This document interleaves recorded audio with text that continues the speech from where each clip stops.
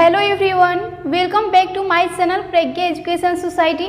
Friends, आज हम लोग क्लास 10th के हिंदी के मॉडल पेपर को पढ़ेंगे। इसमें से जितने भी ऑब्जेक्टिव प्रश्न हैं आपके एग्जाम में आने का बहुत ही चांसेस है, तो आप लोग इस वीडियो को ध्यानपूर्वक देखिए और जितने भी प्रश्न उत्तर है सभी को याद कर जाइए। और यदि हो सके तो आप इस वीडियो को अधिक से अधिक शेयर कीजिए ताकि सभी स्टूडेंट को मिल सके और उनका भी एग्ज़ाम अच्छे से जा सके।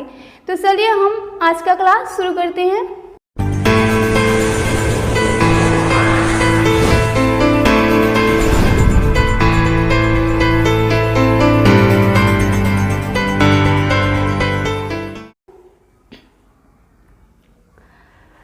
पहला प्रश्न है, श्रम विभाजन और जाति प्रथा के लेखक है। श्रम विभाजन और जाति प्रथा के लेखक है, तो ये तो आपके हिंदी के पहले चैप्टर का ही क्वेश्चन है। इसका आंसर होगा ऑप्शन नंबर बी। श्रम विभाजन और जाति प्रथा के लेखक डॉक्टर भीमराव अंबेडकर जी है, भीमराव अंबेडकर।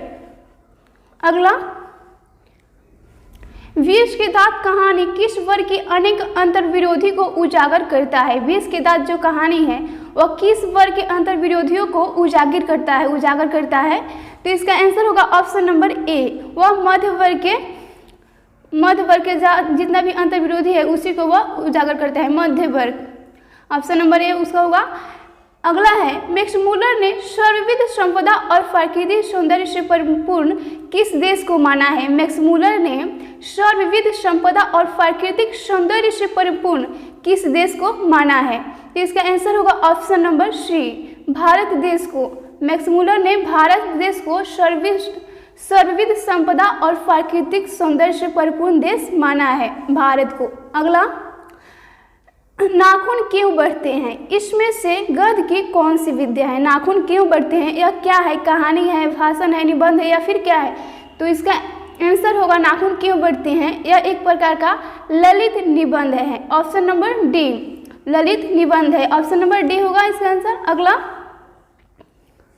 हिंदी भाषा की लिपि है, हिंदी जो हमारा लैंग्वेज है उसका लिपि क्या है। इसका आंसर होगा ऑप्शन नंबर सी, हिंदी भाषा का लिपि देवनागरी लिपि है, देवनागरी लिपि। अगला, आचार्य हजारी प्रसाद द्विवेदी ने साहित्य की किस विद्या में लेखन नहीं किया है। आचार्य हजारी प्रसाद द्विवेदी जो कवि है वे हिंदी साहित्य की किस विद्या में लेखन नहीं किया है। इसका आंसर होगा ऑप्शन नंबर सी, कहानी में लेखन नहीं किया है, कहानी। नेक्स्ट, नागरी लिपि शीर्षक निबंध के निबंधकार है। नागरी लिपि जो शीर्षक निबंध के उसके लेखक कौन है। इसका आंसर होगा ऑप्शन नंबर ए, गुणाकर मूल्य। नागरी लिपि शीर्षक के निबंधकार गुणाकर मूल्य है, गुणाकर मूल्य। नेक्स्ट, नागरी लिपि शीर्षक पाठ किस पुस्तक से लिया गया है। जो नागरी लिपि है वो किस पुस्तक से लिया गया है। इसका आंसर होगा ऑप्शन नंबर बी, भारतीय लिपियों की कहानी से नागरी लिपि जो शीर्षक है उसी से लिया गया है, भारतीय लिपियों की कहानी से। Option number B. अगला, उत्तर भारत की विशेष स्थापत्य शैली को क्या कहते हैं। उत्तर भारत की विशेष स्थापत्य शैली को क्या कहते हैं। तो इसका आंसर होगा ऑप्शन नंबर डी, उत्तर भारत की विशेष स्थापत्य शैली को हम नागर शैली कहते हैं। ऑप्शन नंबर डी, नागर शैली। अगला, बहादुर शीर्षक कहानी के कहानीकार है। जो बहादुर कहानी है उसके लेखक कौन है। तो इसका आंसर होगा ऑप्शन नंबर ए, बहादुर शीर्षक कहानी के कहानीकार अमरकांत जी है, अमरकांत। Option number A. अगला, कौन हल्ला कर बाढ़ से सबको सचेत कर रहे थे। कौन हल्ला कर बाढ़ से सबको सचेत कर रहे थे। तो इसका आंसर होगा ऑप्शन नंबर डी, या इनमें से सभी। जो या चंद्रा, गुणनिधि, अच्युत और शंकर मकरा, ये सभी हल्ला करके बाढ़ से सभी गांव के लोगों को सचेत कर रहे थे, इनमें से सभी। अगला, प्रगतिशील आलोचना का विकास होता है। प्रगतिशील आलोचना का विकास किससे होता है। तो इसका आंसर होगा ऑप्शन नंबर बी, साहित्य की परंपरा के ज्ञान से प्रगतिशील आलोचना का विकास होता है। Option number B. Next, Sikh धर्म का परिवर्तन किसने किया। सिख धर्म का परिवर्तन किसने किया। तो इसका आंसर होगा ऑप्शन नंबर ए, सिख धर्म का परिवर्तन गुरु नानक देव ने किया था, गुरु नानक। सिख देव का परिवर्तन Guru Nanak. Option number A. अगला, इन मुसलमान हरिजन पे कोटिन हिंदू वारिये किस कवि के लिए कहा गया है। इन मुसलमान हरिजन पे कोटिन हिंदुवार्य किस कवि के लिए कहा गया है? तो इसका आंसर होगा ऑप्शन नंबर डी, रसखान के लिए कहा गया है। इन मुसलमान हरिजन पे कोटि हिंदुवार्य, रसखान, ऑप्शन नंबर डी। अगला, घनानंद जीवनदायक हो कछु मोरिये पीर हिये परसों में किस कवि का नाम आया है? घनानंद जीवनदायक हो कछु मोरिये पीर हिये परसों में किस कवि का नाम आया है? तो इसका आंसर होगा ऑप्शन नंबर बी। पहले ही लिखा है घनानंद जीवन, तो घनानंद कवि का नाम आया है, घनानंद कवि का नाम आया है। घनानंद कवि को प्रेम के पीर का कवि भी कहा जाता है। अगला, सब विदेशी वस्तु नर गति रति रीत लखात कछु ना अब भारत में दर्शात। तो इसका आंसर होगा ऑप्शन नंबर बी, भारतीयता। सब विदेशी वस्तु नर गति रति रीत लखात भारत कछु ना अब भारत में दर्शाते, यानी भारत की वस्तु भारत में नहीं दिखाई देती है, जबकि हमारे भारत देश में विदेशी वस्तुएं ही छाई है। इसका आंसर होगा ऑप्शन नंबर बी, भारतीयता, भारतीयता, भारतीयता।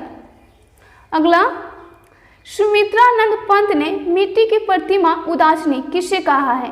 सुमित्रानंद जो कवि है वे मिट्टी की प्रतिमा उदासनी किसे कहे हैं? तो इसका आंसर होगा ऑप्शन नंबर ए, भारत माता को वे मिट्टी की प्रतिमा उदासनी के नाम से संबोधित करते हैं, भारत माता, ऑप्शन नंबर ए। अगला, जनतंत्र का जन्म कविता की कवि है, जो जनतंत्र का जन्म कविता के कवि कौन है? तो इसका आंसर होगा option number D, Ramdhari Singh Dinkar ji है। जनतंत्र का जन्म रामधारी सिंह दिनकर जी है इसके कवि, जनतंत्र का जन्म। अगला, बिस्मिल्लाह खां का जन्म हुआ था, बिस्मिल्लाह खां का जन्म कहाँ हुआ था? जो शहनाई वादक थे बिस्मिल्लाह खां, उनका जन्म कहाँ हुआ था? तो इसका आंसर होगा ऑप्शन नंबर डी, डुमराव जो बिहार में है वहाँ डुमराव में हुआ था, डुमराव बिहार में बिस्मिल्लाह खां का जन्म हुआ था, Dumraon Bihar, option number D. अगला, रसूलन बाई थी, रसूलन बाई क्या थी? तो ऑप्शन, इसका आंसर होगा option number B, Rasoolan Bai गायिका थी, ऑप्शन नंबर बी, गायिका, रसूलन बाई गायिका थी। अगला, भारतीय संस्कृति किसकी प्रतीक है? भारतीय संस्कृति किसकी प्रतीक है? तो इसका आंसर होगा ऑप्शन नंबर डी, हमारी जो भारतीय संस्कृति है वह भिन्न भिन्न संस्कृतियों के सामंजस्य की प्रतीक है, भिन्न भिन्न संस्कृतियों के सामंजस्य की प्रतीक, ऑप्शन नंबर डी। अगला, गांधी जी के अनुसार शिक्षा सहायक होती है, गांधी जी के अनुसार शिक्षा किसमें सहायक होती है? तो इसका आंसर होगा ऑप्शन नंबर सी, शरीर बुद्धि और आत्मा के विकास में, शिक्षा शरीर बुद्धि और आत्मा के विकास में सहायक होती है, अकॉर्डिंग टू गांधी जी, गांधी जी के अनुसार। अगला, गुरु नानक की मृत्यु कब हुई? गुरु नानक देव की जो मृत्यु कब हुई?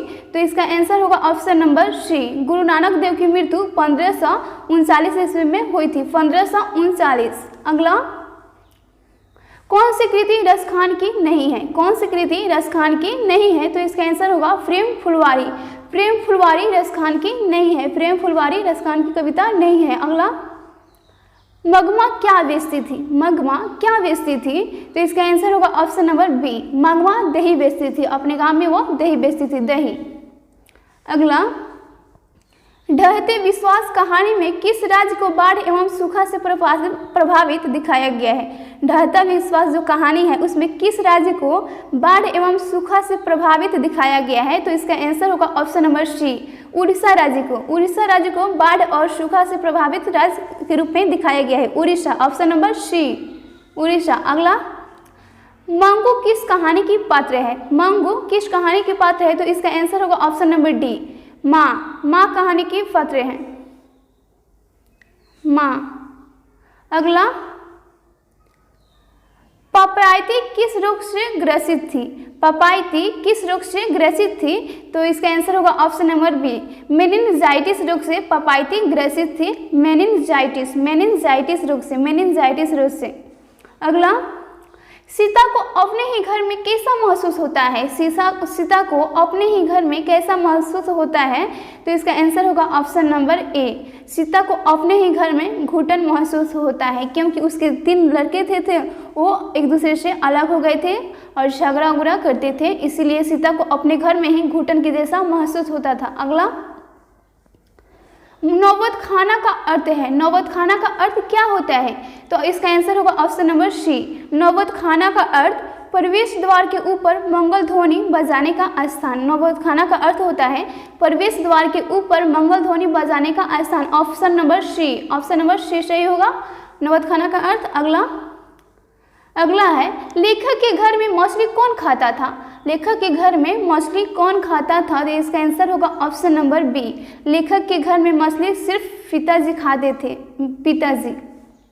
अगला, लेखक के रिश्तेदार ने बहादुर पर क्या आरोप लगाए? लेखक के जो रिश्तेदार आए थे वो बहादुर पर क्या आरोप लगाए? तो ऑप्शन नंबर इसका होगा पैसा चुराने का, पैसा चुराने का आरोप लगाए थे लेखक के रिश्तेदार।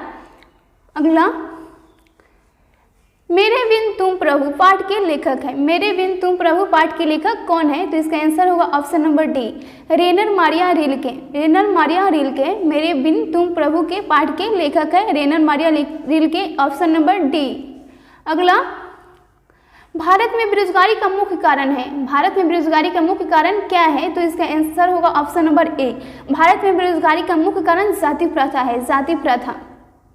अगला, घनानंद कवि है। घनानंद कवि है तो इसका आंसर होगा ऑप्शन नंबर ए, रीति मुक्त। वे ऋतु मुक्त कवि है, रीति पर वे ध्यान नहीं देते हैं, रीति से मुक्त रहते हैं, रीति मुक्त कवि है वे। घनानंद रीति मुक्त कवि है, ऑप्शन नंबर ए होगा। अगला, बहादुर शीर्षक कहानी में किशोर कौन था? बहादुर शीर्षक कहानी में किशोर कौन था? तो इसका आंसर होगा ऑप्शन नंबर ए, किशोर लेखक का पुत्र था जो बहादुर पर अत्याचार करता था, किशोर, ऑप्शन नंबर ए, लेखक का पुत्र। अगला, लेखक को मछली खाने से किसने मना किया? लेखक को मछली खाने से किसने मना किया? तो इसका आंसर होगा ऑप्शन नंबर बी, लेखक को मछली खाने से मना किया था। अगला, बिरजू महाराज को तालीम किससे मिली? बिरजू महाराज को तालीम किससे मिली? तो इसका आंसर होगा ऑप्शन नंबर बी, बाबूजी से। जो बिरजू महाराज के पिताजी थे ना वही उनको डांस करना सिखाए थे, ऑप्शन नंबर बी होगा। बिरजू महाराज को तालीम उनके बाबूजी से मिली थी। अगला, बाबा साहेब भीमराव अंबेडकर का जन्म किस राज्य में हुआ था?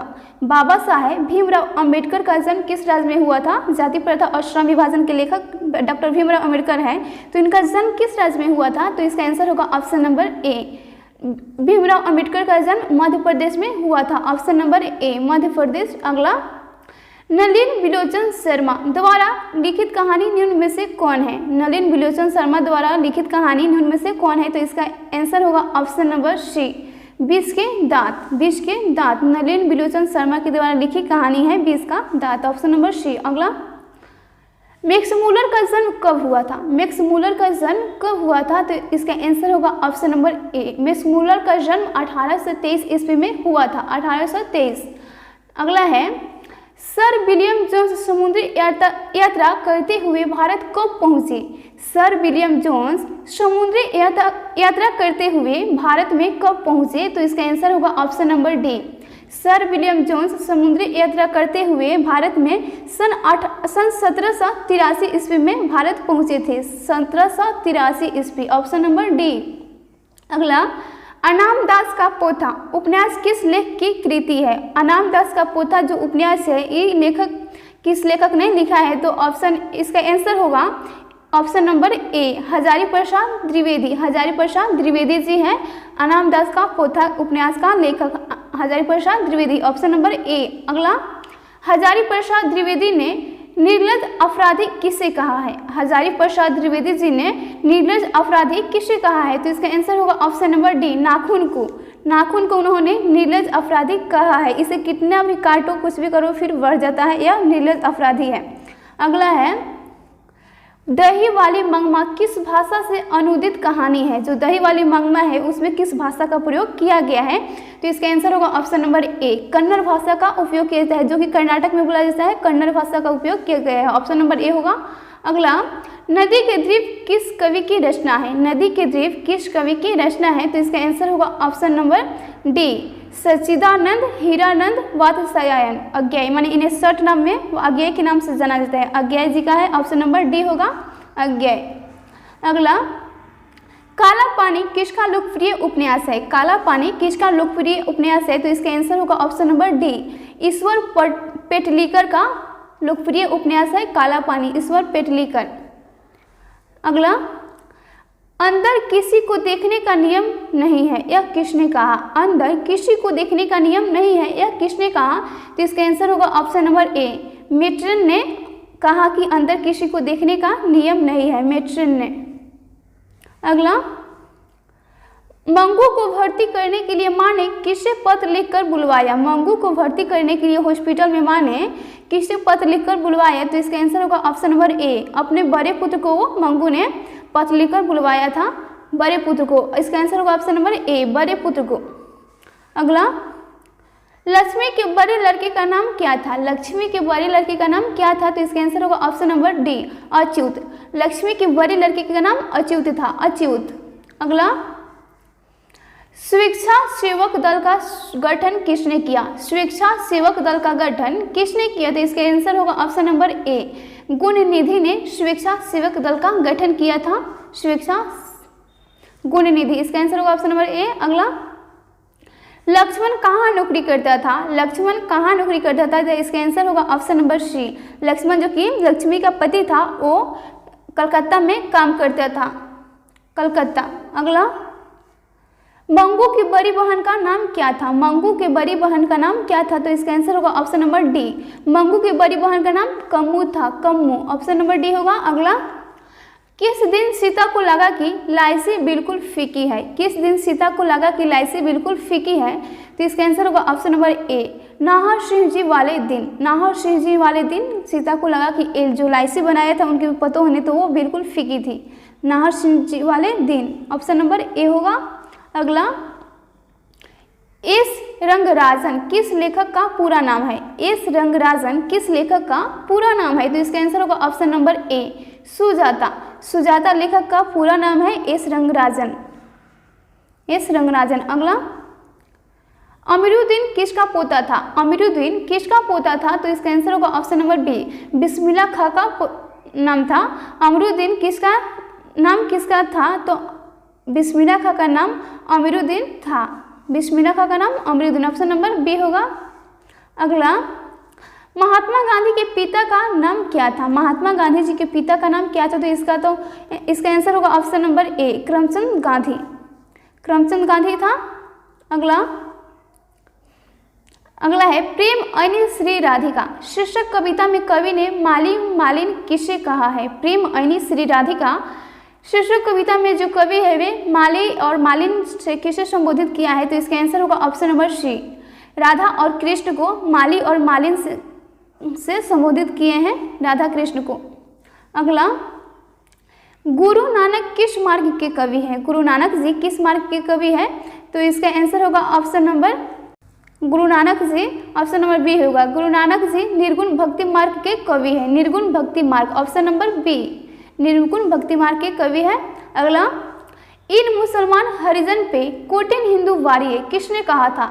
इन मुसलमान हरिजन पे कोटिन हिंदू वारिये किसने कहा था? तो इसका आंसर होगा ऑप्शन नंबर बी, रस खान ने कहा था, रस खान। अगला, व्यंजना क्या है? व्यंजना क्या है? तो इसका आंसर होगा ऑप्शन नंबर ए, शब्द शक्ति है। व्यंजना एक प्रकार का शब्द शक्ति है।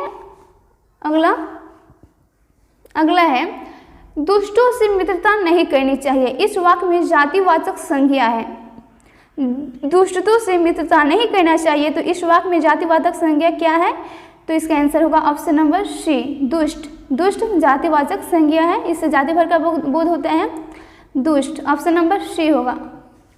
अगला है मिस्टर कैसा शब्द है? मिस्टर वो कैसा शब्द है? तो इसका आंसर होगा ऑप्शन नंबर बी, मिस्टर एक प्रकार का विदेशक शब्द है, क्योंकि विदेशक मिस्टर इंग्लिश का शब्द है ना, विदेशक विदेश में बोलने वाला विदेशक शब्द है मिस्टर। अगला, र तथा री का उच्चारण स्थान है, र और री का उच्चारण स्थान क्या है? तो इसका आंसर होगा ऑप्शन नंबर ए, मूर्धा। मूर्धा के द्वारा र तथा री का उच्चारण होता है मूर्धा। Option number A. अगला, सुरेंद्र में सही संधि विच्छेद हुई है, सुरेंद्र में सही संधि हुई है, तो इसका आंसर होगा ऑप्शन नंबर ए, सुर प्लस इंद्र। सुर प्लस इंद्र, सुरेंद्र का संधि विच्छेद होगा सुर plus Indra. Option number A. अगला, स्वर की सहायता से बोला जाने वाला वर्ण कहलाता है। जिस वर्ण को हम स्वर की सहायता से बोलते हैं उससे क्या कहा जाता है, तो इसका आंसर होगा ऑप्शन नंबर बी। व्यंजन वर्ण को हम बिना स्वर वर्ण की सहायता से नहीं बोल सकते हैं। ऑप्शन नंबर बी होगा स्वर वर्ण। अगला, निम्नलिखित में कौन सरल वाक्य है? निम्नलिखित में कौन सरल वाक्य है, तो इसका आंसर होगा ऑप्शन नंबर बी होगा। अब मैं समस्या के रचनात्मक पहलू को लेता हूं। यह एक सरल वाक्य है। जितने भी दिए गए हैं इनमें से यह सरल वाक्य है, ऑप्शन नंबर बी। अगला, किसी भी आदमी को भेज दो के लिए शुद्ध वाक्य होगा। किसी भी आदमी को भेज दो, इसके लिए शुद्ध वाक्य क्या होगा, तो इसका आंसर होगा ऑप्शन नंबर सी। किसी आदमी को भेज दो, किसी आदमी को भेज दो, किसी आदमी को भेज दो, ऑप्शन नंबर सी। अगला, रचना की दृष्टि से वाक्य के कितने भेद हैं? रचना की दृष्टि से वाक्य कितने प्रकार के होते हैं, तो इसका आंसर होगा ऑप्शन नंबर डी। रचना की दृष्टि से वाक्य 3 प्रकार के होते हैं, 3 प्रकार के। अगला, कौन सा शब्द स्त्रीलिंग है? कौन सा शब्द स्त्रीलिंग है, तो इसका आंसर होगा ऑप्शन नंबर बी इज्जत। इज्जत शब्द स्त्रीलिंग है, इज्जत।